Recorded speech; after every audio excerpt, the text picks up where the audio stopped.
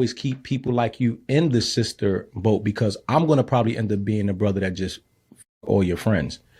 Because I know you got good friends. We got back here so quickly. Now, Emanny sits down with Rory's ex, Sam, on Emanny's podcast, All Eyes on E. Emanny actually brought Rory's former fiancé, Sam, on as a co-host, which already set the tone. Now, this whole crew has a wild dynamic where they stay cool with their exes and keep it all very unconventional. So unconventional that they're comfortable looping exes into actual business moves. I watched the full episode, and listen, there was one moment that genuinely caught me off guard. Emanny calls into the podcast, and Sam immediately hits her with the what? Like, you trying to fight me? You really trying to fight me right now? Like, You're not gonna beat my ass. he's literally FaceTiming me right now, y'all. We're talking about our pussies over here. And then you cool. I must have felt the energy. Our pussy energy, we got some. Samantha said, did you feel our I was like, hold up, because if you watch that clip, you could feel the vibes immediately. And let me be clear, the vibes were through the roof. That said, I've got to give Sam her credit. She was surprisingly solid on the mic for a first episode. And yes, I do have a Sam and Rory story coming later, so make sure you stick around until the very end of this episode. Now, another reason people might be saying, "Aw, Danny, you're reaching, this is harmless," is because that the back and forth didn't seem that serious. But here's the thing. On a previous episode of Emanny straight up told Sayo, the co-host who decided to bring Sam on the show, that he wanted to sleep with her friend. Better to always keep people like you in the sister boat because I'm gonna probably end up being the brother that just all your friends. Because I know you got good friends. We got back here so quickly. Now, Now, I'm just going to say this. Sam is one of Sai's friends. But let's keep it all the way clear. This was actually a really strong episode with Sam and SKE. I've been tapped into every single episode of the Manny podcast, and I'm not exaggerating when I say it's one of the few shows I listen to from start to finish. Overall, I really think EM has something solid here.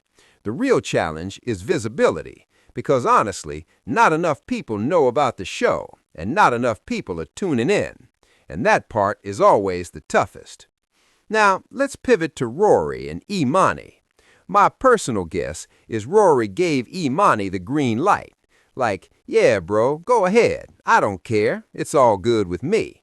But based on my experiences with Rory, I genuinely think he's the type who says everything is fine, like, do whatever you want, while quietly stacking resentment because he doesn't want to come off too vulnerable or something like that. A lot of guys buy into these street codes or masculine codes without even realizing it. It's more about optics than honesty. You know the type who says, I don't care about my ex. Seriously, I'm fine. Meanwhile, internally, it's tears every night. Now, to be fair, they've been separated for years. I'm talking at least 5+ years. So on paper, this really shouldn't be a problem. But watching this episode, I can understand why it could be one. There was a moment on the pod where Sam started talking about Joe the engineer. And yes, Joe is literally the engineer's real name, which makes it funny because it's not Joe Budden. She goes, you've got Joe Budden on your playlist. And I was sitting there like, oh nah, because let's be real, everybody knows Joe is tapped in and watches everything. And he's already even made comments about Sam being around and appearing in the Joe Budden podcast universe. Yo, so as things start getting more familiar, you really have to be intentional about how you bring friends into the mix, because it can get messy fast. I'm assuming Sam is a big podcast fan. I don't even know, man. I'm not saying Sam is one of them, but there are a lot of podcast groupies out there. People who want access to these bigger pods. Maybe that's how Rory even ended up with Sam. From the outside, it just looks like she's really into podcast culture. Now, circling back to something I mentioned earlier, one of the wild parts of all this happened months ago. When I interviewed Rory, you remember, in that weird-ass sweater, I ran into him in person. Then, while I was outside, I spotted Bridget Kelly. I was like, oh snap, that's Bridget Kelly. But I didn't say hi because I made videos about her, and I figured she probably didn't want to know me. So I head into WTF Studios, and I'm waiting for Rory to come in for the interview. When Rory finally pulls up, I'm like, "Yo, Rory, Bridget Kelly is recording in the other studio." Rory walks over there to say hi, and guess who Bridget Kelly's co-host was? Sam. So Rory ended up running into Sam right in the middle of my interview day. And that right there explains why that episode between Rory felt awkward as hell. There was mad tension. Rory came back into the studio like, "Danny, how come you didn't tell me my ex was here?" And I had to plead my case. I was like, "I would never interview your ex. Do you really think I set that up? You think I'd play games like that? That's not even how I move." And that whole situation is a huge reason why I think Emanny interviewing Sam or bringing her onto his network is a big deal. And let's not forget, when Rory got canceled, Sam was all over Twitter like, "Leave me alone, because what I have to say will burn this whole place down." I'm sorry, but that doesn't read neutral to me. That looks like someone who's still hurt. That looks like someone who might want to expose what really went down.